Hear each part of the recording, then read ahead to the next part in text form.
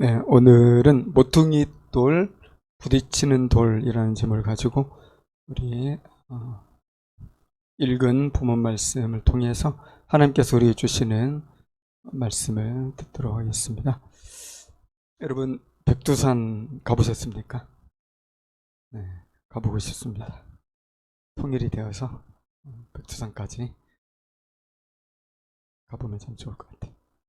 백두산에 빗물이 떨어지면 어디로 흐를까요? 천지가 있으니까 그리로 다 들어가겠지만 그래도 우리 아래로 흐르겠죠. 백두산 꼭대기에 빗물이 떨어지면 한쪽은 중국으로 흘러가고 한쪽은 한반도로 흘러갑니다. 즉 빗물이 똑같이 백두산 꼭대기에 떨어지지만 찰나의 순간에 완전히 운명이 갈린다 하는 거죠. 여러분, 우리가 예수님을 딱 만나면 어떤 일이 벌어지겠습니까? 어떤 사람은 예수님을 모퉁이 돌로 만날 것이고 또 어떤 사람은 부딪히는 돌로 만날 것입니다. 예수님을 모퉁이 돌로 만난다는 것은 그거죠. 우리 인생이 사실 쉽게 흔들리고 무너질 수 있잖아요. 그런데 예수님을 모퉁이 돌로 만나게 될 때 아주 든든한 반석을 갖게 되어서 더 이상 흔들리지 않는다는 거죠. 또 예수님을 부딪히는 돌로 만난다는 것은 뭡니까? 그래서 우리 죄로 인해서 우리가 심판받게 되고 산산이 조각나 부서진다는 그런 뜻입니다. 그러면 우리가 어떤 존재로서 예수님을 우리 마음에 받아들이면 행복할까요? 네. 다니엘서는 구약의 요한계시록이라고 불릴 정도로 많은 계시와 상징으로 가득한 책입니다. 다니엘서에 보면 그런 그 장면들이 나오는데요. 당시 세계를 지배하던 나라들이 또 앞으로 지배하게 될 나라들이 손대지 아니한 이 돌을 만나는 순간에 다 부서진다, 그런 예언이 있습니다. 다니엘서 2장이 나오는데 느부갓네살 왕이 꿈을 꾸잖아요. 그 꿈에서 거대한 신상을 보게 됩니다. 새와 놋과 진흙과 은과 금으로 만들어진 거대한 신상인데 이게 뭐냐? 이 해석을 못 해가지고 괴로울 때 다니엘이 그걸 해석해 주죠. 그 해석은 그겁니다. 페르시아나 또 로마나 이런 나라들을 이 거대한 신상이 상징하는데 그러한 신상들이 손을 대지 아니한 이 돌에 부딪힐 때 완전히 산산조각이 난다, 그런 말씀인데요. 특별히 44절과 45절 제가 한번 읽어드리겠습니다. 이 여러 왕들의 시대에 하늘의 하나님이 한 나라를 세우시리니 이것이 영원히 망하지도 아니할 것이요. 하나님의 나라가 영원히 망하지 아니한다. 하나님이 세우시는 나라인데 도리어 모든 나라를 쳐서 멸망시키고 영원히 설 것이라. 손대지 아니한 돌이 산에서 나와서 새와 녹과 진흙과 은과 금을 부서뜨린 것을 왕께서 보신 것은 크신 하나님이 장래일을 왕께 알게 하신 것이라. 그러니까 미래에 되어질 일들을 왕이 보신 것이다. 자, 여기서 중요한 게 뭐죠? 손대지 아니한 돌이 산에서 나와가지고 부딪힌다는 것입니다. 손대지 아니한 돌은 무슨 돌이겠습니까? 손대지 않았다는 게 뭐예요? 다듬어지지 않았다. 말하자면 아주 밋밋하고 부드럽고 예쁘게 다듬어지지 않았으니까 이 돌은 완전히 거친 돌이고요. 이 돌은 완전히 험악한 돌이고 막 여기저기 뾰족하고 모가 난 큰 바위를 말하는 거야. 이것에 부딪히면 무엇이 그 존재를 지킬 수 있냐, 이거 다 산산이 부서지는데, 자, 이 부서지는 존재들은 어떤 존재예요? 교만이 하늘처럼 이 높은 이 강대한 나라들, 또 하나님을 자기의 교만한 생각을 의지하면서 끝까지 믿지 않는 이런 사람들, 그것들을 의미하는 거죠. 결국은 이 하나님 나라, 다시 말하면 예수님입니다. 만나면 부서져 버리니까 슬픈 일이죠. 이런 일이 일어나면 안 되겠죠. 오늘 말씀은 예수님께서 고향을 방문한 이야기 다루고 있어요. 지금까지 7가지 비유로 하나님 나라를 예수님 가르치셨죠. 그리고 이제 비유를 마치시고 예수님이 이제 선교 여행을 하시는데 이제 나사렛으로 가신 거죠. 나사렛은 우리가 잘 알죠. 예수님을 뭐라고 부릅니까? 나사렛 예수라고 부릅니다. 나사렛은 예수님의 고향이에요. 태어난 곳은 베들레헴이지만 예수님이 약 한 25년 이상 자라시고 또 교제하시고 일하시고 했던 곳이 나사렛이라고 할 수 있죠. 그래서 아마 고향에는 예수님을 많은 사람이 알고 있었겠죠. 어린 시절 예수님, 10대 때 예수님, 20대 때 예수님, 그 마을에서 살았죠. 사실 요즘하고 다르게 그때는 하나의 공동체잖아요. 모두가 다 알아요. 그러니까 예수님의 옆모습을 아는 친구들도 있을 것이고, 이웃들도 있었을 것이고, 지인들도 있었을 것이고, 동네 어르신들도 많이 있었겠죠. 그런데 그런 곳에 가서 예수님께서 다른 곳에서 하신 것처럼 말씀을 전하시고 기적과 능력을 행하셨죠. 자, 이러한 예수님 어떻게 보면 금이 환영한 거 아니에요? 정말 백마 타고 오신 것처럼. 아니, 그 초라했던 목수의 아들이 와, 이제 이렇게 사람들이 칭송을 받고 막 능력을 행하고 한 말씀 하시면 그것이 막 이렇게 감동적이고 금이 환영한 건데 말하자면, 그런데 고향 사람들은 무슨 반응을 보였습니까? 54절에 그들이 놀라 이르되 이 사람의 이 지혜와 이런 능력이 어디서 났느냐. 일단 놀란 건 분명해요. 놀란 건 분명한데 그들은 이해가 안 되는 거죠. 우리가 알던 예수가 아니다 이거. 도대체 이 지혜, 이런 능력 이해가 안 되는 거예요. 어디서 이게 왔냐, 출처가 어디냐, 이거 혹시 사기치는 거 아니냐, 이거 혹시 예수 저 귀신 들린 거 아니냐, 이제 이런 생각까지 하는 거죠. 55절에 그거 말하는 거예요. 이는 목수의 아들이 아니냐, 그 어머니는 마리아, 그 형제들은 야고보, 요셉, 시몬, 유다라 하지 않느냐. 우리가 잘 알던 그 사람이 어떻게 이렇게 달라질 수가 있느냐, 이거 말도 안 된다. 2년 만에 전혀 다른 모습의 예수를 보게 되는 거 아니에요? 결국 고향 사람들은 이런 의심을 못 거두어서요, 예수님을 배척하기로 합니다. 집단적으로 예수님을 이거 좀 수상하다, 이상하다, 이건 있을 수 없는 일이다, 저 미쳤거나 바알세불에 사로잡혔거나 뭔가 아니면 속임수를 쓰거나 영접을 안 한 것입니다. 56절, 57절. 그런즉 이 사람의 이 모든 것이 어디서 났느냐 하고 예수를 배척한지라. 결국 예수님은 고향에서 더 많은 사람을 섬길 수 없었고요. 이렇게 한탄 섞인 말씀하시죠. 57절 보면 선지자가 자기 고향과 자기 집 위에서는 존경을 받지 않음이 없느니라. 그리고 능력을 더 이상 행하지 않으셨다고 이렇게 나오고 있습니다. 여러분, 이 고향 사람들이 어떤 의미하는 바가 있어요. 좀 비유적인 이런 그런 성격이 있는데, 이 고향 사람들은 유대인들이죠. 그리고 이 고향 사람들은 더 나아가서 이스라엘의 모든 유대인들을 가리키는 거고요. 좀 더 확대해서 우리가 적용해 보면 모든 예수님을 거부하고 거절하는 불신자들의 이런 모습이라고 할 수가 있는 거죠. 여러분, 이스라엘 전체가 그 소수에는 다 예수님을 거부했잖아요. 여러분, 예수님을 그들이 버린 겁니다. 모퉁이 돌로 오셨는데, 그 정말 반드시 있어야 되는 이 존재로 주님이 오셨는데 그냥 버려서 영문 밖에서 그 골고다 언덕에 십자가에 매달려서 비참하게 죽게 됐는데, 누가 그렇게 만들었어요? 유대인들이 다 그렇게 만든 거 아닙니까? 십자가에 못 박아라, 십자가에 못 박아라, 누가 소리쳤습니까?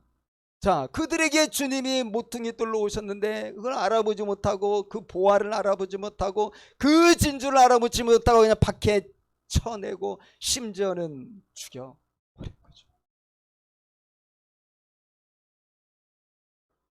예수님이 십자가에 못 박히시기 전에 마태복음 21장에 보면 이제 그런 비유를 하시는데, 그 비유가 뭐냐면 포도원 농부의 비유입니다. 유명한 비유이기 때문에 아시리라 생각이 들지만은 한 주인이 포도원을 여러 농부들에 맡겼죠. 예. 소작을 준 거죠. 거기서 이제 추수할 때가 돼서 그 이제 소출을 보려고 자기 종들을 주인이 보냈어. 그런데 이 농부들이 욕심이 나가지고 주인 여기 떠나간 지 벌써 오래됐는데 우리 잊고 있었는데 웬 이게 뭐야? 그럼 우리 너 몰라? 하고 계속 그 이제 종이 뭔가를 요구하니까 그냥 그 종을 폭행하고 심지어 죽이고 몇 번을 걸쳐 그렇게 하잖아요. 그때 포도원 이 주인이 큰 충격을 받아서 와 정말 이게 어떻게 된 거래. 내 아들을 보내면 설마 영접하겠지. 그리고 아들을 보냈는데 어떻게 했다는 거예요? 그 아들도 폭행하고 죽여서 밖에 버렸다.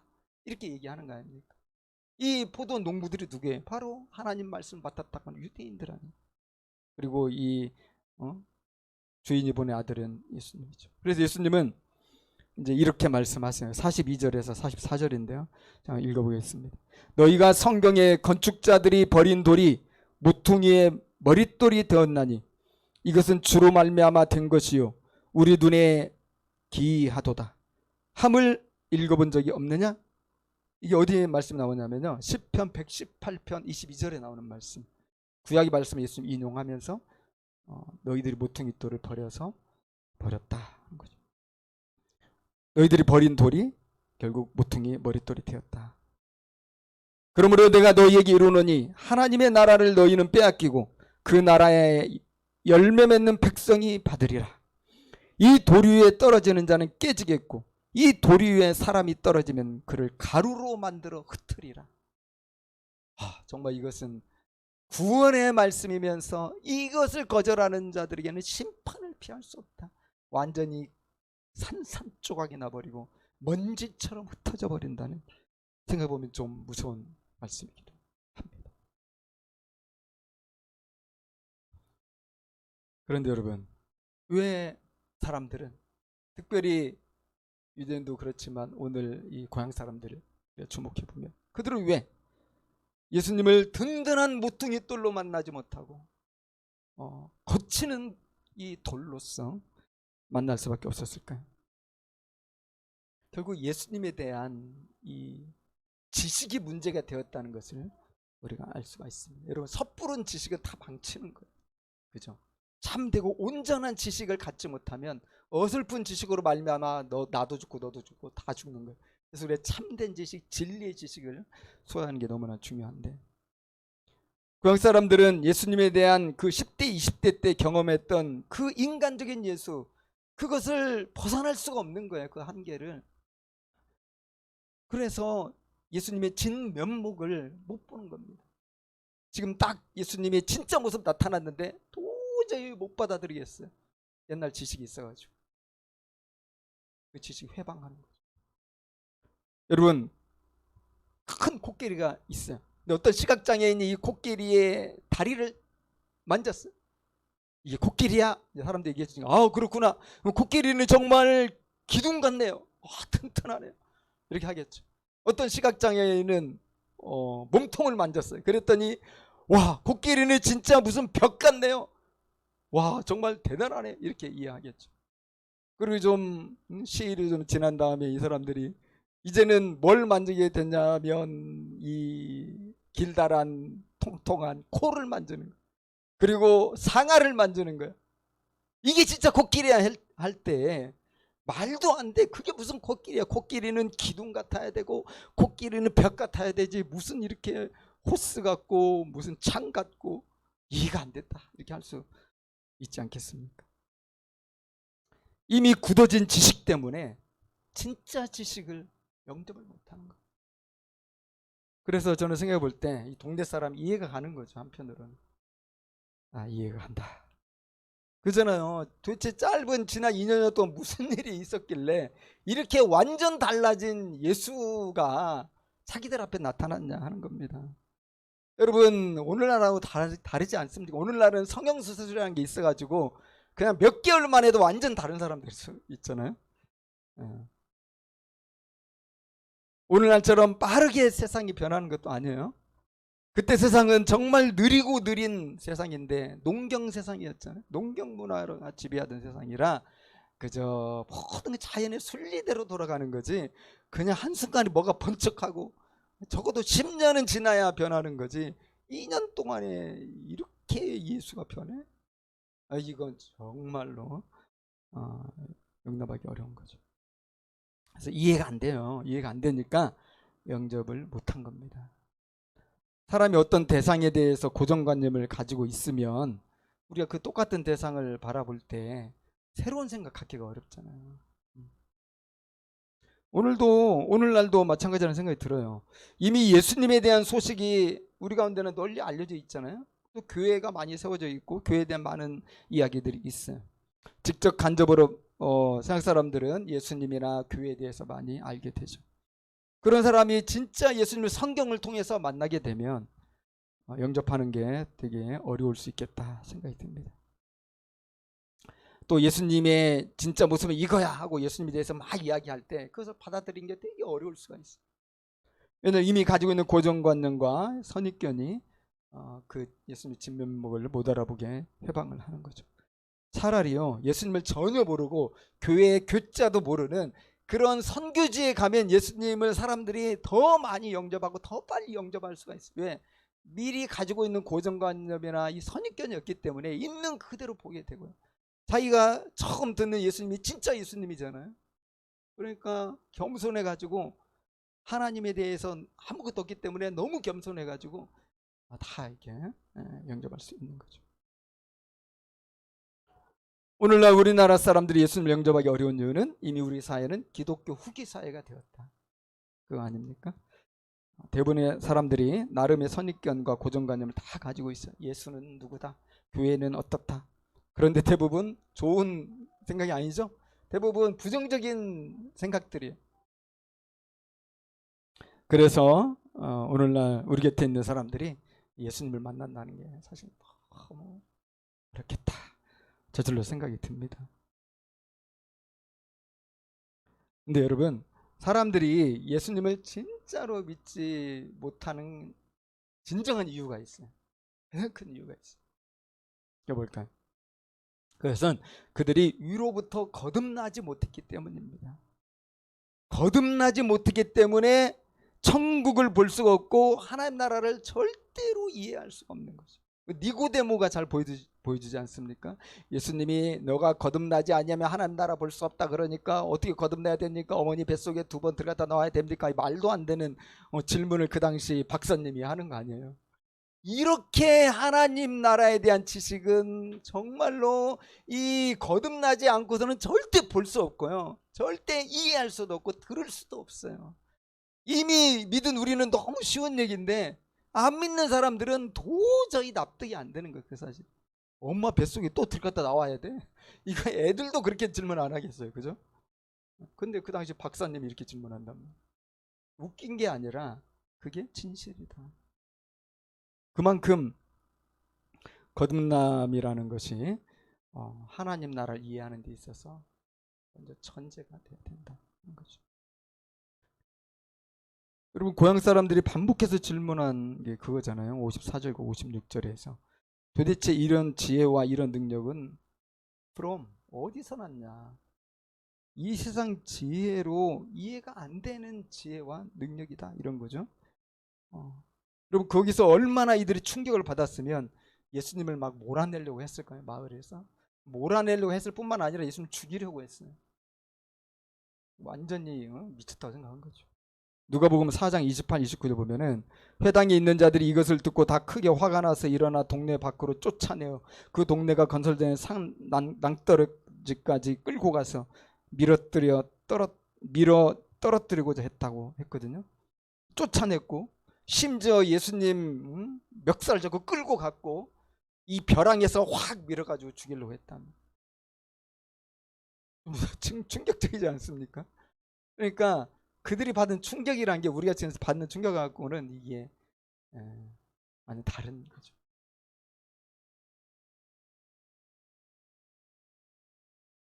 고향 사람들은 그야말로 예수님을 부딪히는 돌로 여긴 것입니다. 그래서 예수님을 제거하고자 한 거죠. 불편하죠. 여러분, 이 세상 지혜로 이해가 안 되니까 어떻게 합니까? 차라리 예수를 내가 안 보겠다는 겁니다. 차라리 너가 사라져라는 것입니다. 여러분, 얼마나 편한 생각이에요. 내 마음에 안 드니까 차라리 예수를 버리는 거죠. 내 마음에 안 드니까 차라리 예수를 떠나고 교회를 떠나는 거죠. 왜냐하면 내가 계속 부담스럽거든. 그러니까 그냥 아예 내쳐버리는 겁니다. 사실 내가 변하는 것은 얼마나 힘든 일이에요. 변하려면 되게 부담스럽잖아요. 그러니까 우리는 자꾸 예수님 밀어내요. 내가 부담스러우니까. 근데 그것은 우리가 망하는 길이라는 거죠.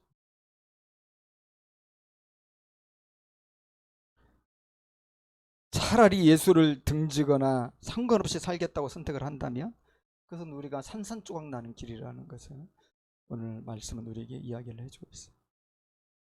여러분, 정말 중요한 건 그것입니다. 예수님은 우리가 이해할 수 있는 분이 아니에요. 예수님은 우리가 이해해서 예수님을 따라가려고 하면 안 되고요. 어떻게 해야 됩니까? 예수님은 믿어야 되는 거죠. 믿으면 그 다음에 이해가 따라오는 거죠. 예수님이 자기 자신을 계시하시고 나타내신 이 모든 걸 기록한 게 성경이잖아요. 이것을 보고 우리는 이해하려고 하는 게 아니라 믿어야 된다는 거예요. 믿어야 된다. 믿으면 그 다음에 하나님에 대해서, 예수님에 대해서, 성령님에 대해서, 교회에 대해서 이제 이해가 아주 깊어지게 되는 거죠. 이해가 먼저가 아니고 믿음이 먼저다, 이런 겁니다. 그래서 기독교 초기 신학자인 안셀무스는 하나의 신학적인 모토를 제시했는데요. 이거였어요. 하나님에 대한 불타는 믿음은 하나님에 대한 바르고 깊은 이해를 위해 필수적 요소다. 정말 하나님을 사랑하고 하나님을 제대로 이해하고 그 비밀을 알고 싶냐? 그러면 네가 믿어야 된다. 네가 믿음이 없이는 절대로 이해에 도달할 수 없다. 근데 우리는 어때요? 먼저 이해를 하려고 하잖아요. 그러니까 이게 믿기가 어려운 거다. 성 어거스틴은 되게 짧고 강력한 말로 믿음과 이해의 관계를 말했거든요. 이렇게 말했어요. 이해하려면 믿어라. 그래서 우리는 믿기 위해서 이해하려 하지 말고 믿음 위해 이해해야 된다는 것을 알 수가 있습니다. 자, 그런데 문제는 이 믿음이 또 신비한 거잖아요. 그럼 믿음은 어떻게 우리가 가질 수 있나? 우리가 아는 것처럼, 그러니까 믿음은 하나님의 선물이라는 거예요. 내가 노력해서 얻는 것도 아니고, 내가 불철주야 연구해서 뭐 얻어내는 무슨 자격증 이런 것도 아니고, 하늘에서 오는 것, 선물로. 이게 바로 거듭남이라는 거예요. 그래서 우리가 구원을 받으면 드디어 이해에 이제 지평이 쫙 열리는 거죠. 저 지평선이라고 안 했어요. 이 지평이 쫙 열리는 거예요. 그래서 여러분, 우리가 믿는 것이 결코 당연한 것이 아니다. 그걸 우리가 아는 겁니다. 사람들이 안 믿는 것이 이상한 것입니까? 안 믿는 게 이상한 게 아니에요. 그러니까 안 믿는 게 이상한 게 아니라 사실은 이 믿는 사람들이 이상한 거예요. 내가 지금 믿고 있는 게 너무나 이상하고 진짜로 이상한 것입니다. 왜? 이해 안 되는 걸 믿고 있잖아요. 그러니까 이게 참 진짜 못 믿을 사건이죠. 어떻게 이해가 안 되는데 너는 가냐? 이런 거 아닙니까? 우리 이해 안 되면 안 움직이잖아요. 근데 우리는 이해 안 되는데 믿고 있어. 하나님 한 번도 본 적이 없는데 믿고 있어. 예수님은 뭐 봤습니까? 성령님은 우리가 또 봤습니까? 그래서 여러분, 한 가지 이유로밖에는 우리의 믿음이 설명이 안 되는데 성령의 역사입니다. 그래서 생각해보면 우리 생에 더 큰 축복이 있을까 하는 거죠. 아무나 가질 수 없는 소수만 갖는 이 놀라운 믿음을 내가 가지고 있다. 받았다. 갈라디아서 4장 6절에는 이렇게 얘기해요. 너희가 아들이므로 하나님이 그 아들의 영을 우리 마음 가운데 보내사 아빠 아버지라 부르게 하셨느니라. 성령으로 인해서 우리가 아빠 아버지라 부르게 됩니다. 고린도전서 12장 3절 또 성령으로 아니하고는 누구든지 예수를 주시라 할 수 없느니라. 성령의 거듭날 은혜로 말미암아 우리 예수님을 주님이라고 부른다는 거죠. 여러분, 지금 우리들이 전혀 스스럼 없이 한 번도 보지 않았는데 그 하나님을 향해서 하나님 아버지 이렇게 부르고 있습니까? 하나님 아버지 부르면 어떤 때는 육신의 아버지 부르는 것보다 더 그렇게 감동이 되고 감격이 되고 눈물까지 납니까? 예수님을 나의 주님 부를 때 그렇게 마음이 뜨거워지고, 예수님을 나의 주님 부를 때 내 마음이 갑자기 평화가 오고 안심이 되고 그렇습니까? 그렇다면 이거야말로 우리가 거듭남 확실한 증거요. 내가 주님의 자녀라는 부인하고 반박할 수 없는 증거라는 겁니다. 물론 우리의 삶이 부족해요. 우리 신앙생활이 정말 형편없죠. 스스로 우리 알지 않습니까? 그럼에도 불구하고 이 증거로 인해서 내가 하나님의 자녀 혹시 아닌 것은 아닌가라고 의심하지 않는다는 겁니다. 여러분도 한 번도 의심하지 말길 바랍니다. 우리는 정말 기적을 체험한 것입니다. 하지만 사람들은 예수님에 대한 저마다의 잘못된 선입견과 일부 지식을 강하게 무장이 되어 있어서 예수를 믿는 것이 쉽지가 않아요. 여러분, 어떤 사람이 가장 무섭다고 그러죠? 하나만 아는 사람이 무섭다고 그러고요. 책을 읽어도 한 권만 읽은 사람이 무섭다고 그러죠. 그것이 전부인지 알고 막 용감무쌍하게 대드니까요. 부정적이거나 편협된 지식 하나 붙들고 기독교를 비난하고 욕하는 사람이 우리 주변에 너무나 많이 있다는 걸 느낍니다. 여전히요, 초등학교 지식에 머물러 있는 사람도 많더라고요. 예수는 그저 4대 성인 중에 한 사람이다. 여러분, 우리 어르신들 또 흰머리 이렇게 많으신 노인들, 굉장히 지혜로울 것 같은 분들도 여기에 머물러 있는 분들이 너무나 많아요.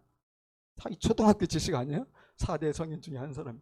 그 지식이 더 이상 잘하지가 않아요. 근데 그거 하나 딱 붙들고 예수를 영접할 수 없는 거예요. 또 온갖 매스컴이나 뭐 유튜브 또 뉴스 이런 등에서 교회의 어떤 문제들을 많이 다루지 않습니까? 그럴 때 상처를 입고 교회를 정말 상종해서는 안 되는 곳이구나, 이걸 딱 마음에 결정하는 사람들이 우리 주변에 얼마나 많이 있어요. 이런 이제 고정관념이 딱 생기면서 우리가 아무리 예수 이야기해도 예수 영접하기가 되게 어렵겠죠. 또 어떤 사람들이 예수를 가공의 존재나 그저 서양 종교의 창시자나 또는 유대의 독립운동가로 생각하는 이런 사람들도 많이 있어요. 그래서 오늘날 예수님에 대한 사람들의 선입견을 우리가 비유해 보면 영하의 날씨에 꽁꽁 얼어붙은 얼음장처럼 두꺼운 그것이다, 이렇게 할 수 있을 것 같아요. 자, 여러분, 그렇게 꽁꽁 얼어붙은 이 강의 이 얼음들이 쉽게 녹습니까? 안 녹죠. 그러나 아예 안 녹는 거 아니죠. 언제 녹습니까? 따뜻한 봄이 오면 이 두텁게 정말 수십 센치 1m로 얼어 있을지라도 다 녹아요, 결국. 여러분, 예수님의 고향 사람들이 끝까지 예수님에게 부딪혀 산산조각이 났을까요? 아니면 모퉁이 돌로 삼아 복을 받았을까요? 잘은 모르겠지만 우리가 확실히 아는 것은 예수님의 가족들은 변화되었다는 것입니다. 어머니 마리아는 더 말할 것이 없고요. 예수님의 형제 중 야고보는 우리가 사도행전을 통해서 보면은 초대교회 리더로, 어르신으로 활동하는 걸 볼 수가 있고요. 또 야고보서의 저자로 알려져 있죠. 또 다른 형제 유다는 어떻습니까? 유다는 또 유다서를 기록한 성경의 저자로 알려져 있죠. 이 예수님의 형제들, 또 다른 사람은 나오지 않지만 다 변화된 걸로 우리가 추측해 볼 수 있고요. 또 마을 사람들도 많은 사람들이 주님 앞에 돌아왔겠죠. 그러니까 예수님을 고향에서 처음 만났을 때는 부딪히는 돌로서 예수님을 버려버렸지만 마침내 모퉁이 돌로서 예수님을 영접했다는 것도 우리가 생각해 볼 수가 있습니다. 여러분, 무엇이 그들의 마음을 독했겠습니까? 이 지혜가 우리에게도 필요한 거예요. 무엇이 얼음장처럼 그렇게 두텁게 얼어붙은 그들의 마음, 온갖 고정관념과 온갖 선입견으로 똘똘 뭉쳐진 정말 길가의 그런 마음밭 아니에요? 어떻게 변화됐나? 첫째는 시간이 필요했다는 것입니다. 예수님의 고향 사람들이 처음에는 그랬지만은 나중에 변화되지 않습니까? 여러분, 예수님이 고향을 떠나긴 하셨지만요, 포기하지는 않았거든요. 예수님이 그들을 위해 십자가에 못 박혀 죽으셨어요. 그리고 예수님은 자기를 못 박은 이들도 끝까지 포기하지 않으셨습니다. 용서를 아버지께 구했죠. 그래서 예수님은 당장 어떻게 변화시키려고 막 서두르지 않았다는 걸 보거든요. 하지만 결정적인 때를 기다리면서 주님은 기다리셨죠. 좀 시간이 필요한 거 아니겠어요? 둘째는 주변에 먼저 믿은 사람이 지속적인 그리스도의 향기를 드러내고 영향력을 끼쳤다는 것입니다. 이게 필요하죠. 여러분, 사람들에게는 기독교에 대한 상당히 부정적인 이런 생각들이 있기 때문에 해동 시간이 필요하다는 거죠. 그래서 오랫동안 좋은 영향력을 계속 끼치는 것이 어렵지만 그게 사실 중요해요. 예수님 보세요. 서두르지는 않으셨지만 결국 예수님이 관심을 줄이거나 또 예수님이 기도를 게을려 하거나 또 사랑을 거두신 적이 없어요. 급하게 서두르지는 않으셨지만 한 번도 그 관심을 끈 적이 없어요. 지속적으로 계속해서 성실하게 기도하시고 사랑으로 섬기셨다. 마지막으로 반드시 성령의 초자연적 역사가 필요했고 그것이 있었다는 거죠. 그래서 여러분 기도가 중요합니다. 그리고 한 사람이 구원받는 것은 하나님의 선물이고 성령의 역사이기 때문에 철저히 하나님의 은혜를 구해야 하는 거죠. 이것이 바로 주님의 변화하도록 도우시는 은혜라는 생각이 들고요. 여러분 우리도 사실은 다 예수님 배척했던 이런 고향 사람들과 같은 사람들 아닙니까? 우리 예수님을 그렇게 중요한 존재로 생각하지 않았어요. 그냥 버렸어요. 버려.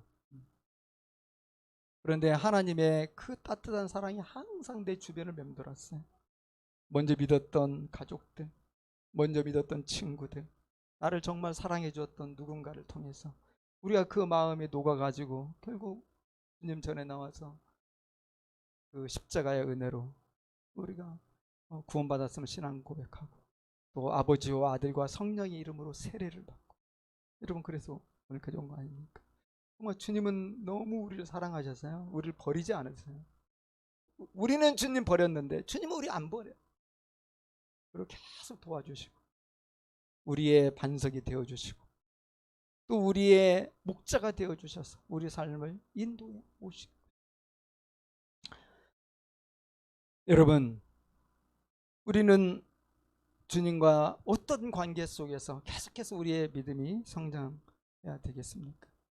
예수님을 영접한다는 거 우리가 다시 한번 생각해 보면 그것은 우리의 생명과 우리의 생활에서 예수님을 우리의 모퉁이돌로 온전하게 영접하고 계속해서 영접한다는 것을 의미하는 것입니다.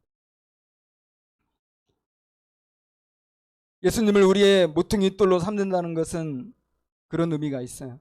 첫째는 우리의 인생에서 또 우리 교회에서 영원한 기초석으로 삼겠다는 그런 뜻입니다. 모퉁이돌은 여러분 어떤 돌을 의미합니까? 코너스톤이라고 하죠.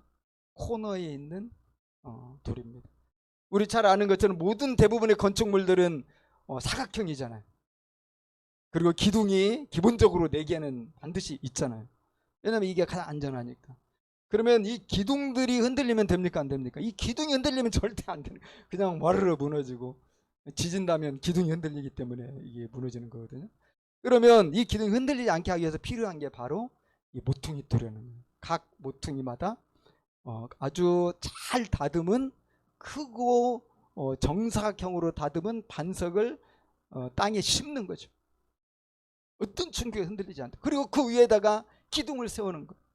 그래서 그 집은 흔들리지 않게 되고요. 이 사방에서 이제 기둥들이 세워지고 기둥과 기둥을 이제 뭐 나무나 돌이나 벽돌들을 통해서 쭉 이어가잖아요. 쭉 이렇게 이어가고 함께 이렇게 지어져서 결국 건축물이 완성이 되는 것입니다. 그래서 결국은 우리 인생에 있어서 예수님을 모퉁이돌로 삼는다는 것은 우리의 완전한 기초로 삼고 의 예수님 우리의 반석으로 삼는다는 그런 얘기거든요. 그래서 우리는 항상 예수님으로부터 시작하는 거예요. 하나님의 말씀으로부터 우리 인생이 또 우리의 무엇이든지 계획이 시작이 되는 거죠. 그러나 거기서는 끝나지 않아요. 중요한 건 지어져 가는데요. 지어져 간다고 할 때 이것은 공동체성을 말하는 거예요. 우리 모든 기독교인들은 살아있는 돌이잖아요. 그래서 하나님의 살아있는 성전에 우리가 다 부름을 받아서 이제는 주님의 몸된 교회를 우리가 함께 만들어가고 함께 지어져가고 서로가 서로를 의지하고 서로가 서로를 도우면서 공동체로 우리가 함께 가는 게 굉장히 중요하다는 거예요. 이것이 우리가 예수님을 모퉁이돌로 삼는 거예요. 여러분 집을 지을 거 아니면 모퉁이돌이 무슨 필요가 있어요. 예수님을 내 영접했다. 그 순간 우리는 공동체에 속하게 되는 거예요. 그래서 주님의 교회에 우리가 하나의 아주 요긴한 정말 없어서는 안 되는 귀한 존재들이 되는 거죠. 이 관련해서 에베소서 2장 19절에서 22절 말씀 한번 읽어드리겠습니다. 그러므로 이제부터 너희는 외인도 아니요 나그네도 아니요 오직 성도들과 동일한 시민이요 하나님의 권속이라. 너희는 사도들과 선지자들의 터 위에 세우심을 입은 자라. 그리스도 예수께서 친히 모퉁이 돌이 되셨느니라. 그의 안에서 건물마다 서로 연결하여 주 안에서 성전이 되어가고 너희도 성령 안에서 하나님이 거하시는 처소가 되기 위하여 그리스도 예수 안에서 함께 지어져 가느니라. 이 중요한 두 가지 단어가 있는데 서로 연결되어 있다는 거죠. 질문하고 싶은 건 이거죠. 여러분, 우리 교회 성도들은 서로 연결되어 있나요? 요즘 우리가 온라인을 많이 하다 보니까 이 연결성이 엄청 떨어졌잖아요. 영상으로만 볼 뿐이지. 이게 아주 이거 심각한 좀 문제일 수 있어요. 왜냐하면 교회는 그리스도를 모퉁이돌로 해서 우리 지어져 감으로써 함께 어우러져 가야 되는데 거기서 연결이라는 건 생명인데 우리가 다 모래알처럼 흩어져 있다. 이건 교회가 아닌 거죠. 우리가 이 부분을 어떻게 우리가 극복할 수 있을지를 기도 많이 해야 될 것 같고, 이 코로나 때문에 정말 얼굴 보기 힘든데 그래도 이번에 우리 목자님들이 매달 주마다 돌아가면서 오프라인으로 참석해서 예배를 드리겠다. 오늘도 우리 선영 목자님 이 목장이 이렇게 나오셨는데 되게 좋은 것 같아요. 이렇게 해서 우리가 교제하면 좋고요. 우리가 완전 접종자로만 하면 아이들 제외하고 70%까지 모일 수 있거든요. 그리고 요즘 소그룹 6명도 가능하잖아요. 같이 식사할 수 있어요, 나가서. 그러니까 오프라인 가능합니다. 목장별로 이렇게 해서 하고 우리가 연결되어 있다는 걸 서로 확인하고 서로 돕고 섬기고 사랑 안에서 같이 이걸 지어져 가는 게 이게 진짜 살아계신 하나님의 성전이다 하는 걸 우리가 이해해야 될 것 같고요. 또 한 가지 중요한 건 뭐죠? 함께 지어져 간단 말이잖아요. 서로 연결되어 있고 함께 지어져 간다. 우리가 이 사실을 놓지 않으면 좋을 것 같습니다. 자, 예수님을 우리가 모퉁이돌로 삼는다 할 때는 또 하나의 의미가 있다는 거 말씀드리고 오늘 설교를 마치겠습니다. 예수님을 모퉁이돌로 삼는다는 것은요, 예수님을 우리 인생과 우리 교회에서 영원한 결론으로 믿고 의지하게 하는 것을 의미하는 것입니다. 여러분, 예수님 뭐라고 그러셨어요? 내가 처음이요 마지막이라고 그러셨죠. 알파와 오메가라고 그러셨어요. 예수님은 우리의 시작이면서 예수님은 우리의 마지막이기도 해요. 여러분, 여기 그래서 이 머릿돌이라는 것이 그런 의미가 있어요. 모퉁이돌은 코너스톤이라고 하거든요. 머릿돌은 뭐라고 그럴까요? 머릿돌은 달라요. 뭐라고 하겠어요? 헤드스톤? 비슷합니다. 뭐냐면 캡스톤이에요. 캡, 모자처럼. 패션이 완성한 모자 아닙니까? 그런 친구들 많이 있던데 모자 없이는 안 나가는 캡스톤입니다. 사실 건축의 완성은 캡스톤이에요. 머릿돌이에요. 말하자면은 자, 사방에서 건축물이 올라오잖아요. 올라오면 이 마무리를 해야 되잖아. 올라가면 다야? 이거 어쨌든 간에 마무리해서 가운데서 만나야 돼요. 가운데서 만나서 이 건물을 최종적으로 유지하는 게 바로 이 캡스톤이에요. 머릿돌이에요. 그래서 모든 건축물이 중력의 영향을 받잖아요. 밑으로 떨어지게 되어 있거든요. 그런데 쭉 올라와서 가운데 머릿돌이 딱 있어가지고 모든 구조물을 팽팽하고 긴장감을 잃지 않은 채 유지되도록 한다는 거예요. 그래서 만약 머릿돌이 빠지면 무너질 가능성이 많죠. 이게 모퉁이돌도 되게 중요하지만 그와 더불어 똑같이 중요한 게 바로 머릿돌 위에 있는 머릿돌. 어떤 주석가는 예를 들기는 피라밋을 예로 들었어요. 피라밋이 사방에서 쫙 올라가잖아요. 근데 이 모든 올라간 이 돌들을 유지시켜주는 게 최종적으로 최후에 놓는 머릿돌이라는 거예요. 이 돌이 딱 있어가지고 모든 중심을 잡아주는 거죠. 다 버티게 해주는 거예요. 근데 이게 빠져버린다. 그러면 되게 불안해지는 거죠. 지금 이집트 피라미드에는 이 머릿돌이 없대요. 빠졌대요. 그래서 이게 하나둘 오랫동안 걸쳐서 이제 훼손되고 있는 상황이고 또 언제 무너져도 이건 이상하지 않을 수 있다. 왜냐하면 머릿돌이 지금 분실된 채 있기 때문에. 그래서 여러분, 우리 인생의 머릿돌은 예수님. 우리의 삶의 모든 목적은 예수님과 딱 맞아야 돼요. 우리 교회가 존재하는 이유도 예수님 머리라고 그랬잖아요. 머리 대신 예수님을 향해서 우리가 나아가는 것이고 그 영광을 우리 주님께 돌려야 이 진짜 교회고 우리 삶도 우리 일상도 오직 주님께 우리가 포커스를 맞춰야 되는 거예요. 그래서 머리도라는 것은 우리가 그의 지배를 받는다는 거죠. 그의 컨트롤을 받는다는 거예요. 우리 목자라고 그랬잖아요. 내가 아무리 내가 하고 싶은 일 하고 싶다고 그래서 예수님의 지도를 안 받으려고 그러면 머리돌 빠지는 거야. 인생이 어떻게 되겠어요? 부서질 수 있다. 그 점을 오늘 이 말씀을 통해서 우리가 생각해 볼 수가 있습니다. 정말 우리 인생에 있어서 기초가 되시고 우리 인생에 있어서 최종적 결론이 되신 그 예수님을 우리가 마음에 영접하고 이렇게 할 때 우리가 온전하게 정말 하나님께 영광 돌리고 또 우리 삶에 기쁨이 넘치는 삶이 될 거라고 생각하고요. 마지막으로 베드로전서 2장 6절에서 9절을 한번 읽어드리고 마치겠습니다. 성경에 기록되었으되 보라 내가 택한 보배로운 모퉁이 돌을 시온에 두느니 그를 믿는 자는 부끄러움을 당하지 아니하리라 하였으니 그러므로 믿는 너희에게는 보배이나 믿지 아니하는 자에게는 건축자들의 버린 그 돌이 모퉁이의 머릿돌이 되고 또한 부딪히는 돌과 걸려 넘어지게 하는 바위가 되게 하였도다. 어떻습니까? 예수님은 우리에게 모퉁이의 머릿돌이 될 수도 있고 부딪히는 돌이 될 수도 있다는 거죠. 그들이 말씀을 순종하지 아니함으로 넘어지나니 이는 그들을 이렇게 정한 것이라. 이것이 하나님이 정하십니다. 그래서 우리 그리스도인들은 주님께 순종하며 나아가. 우리 주님과 함께 또 주님이 세우신 교회와 함께 지어져가는 저와 여러분이 또 하나님께 영광 돌릴 수 있는 우리 살아있는 우리 돌들이 다 되면 좋겠습니다. 우리 함께 기도하겠습니다.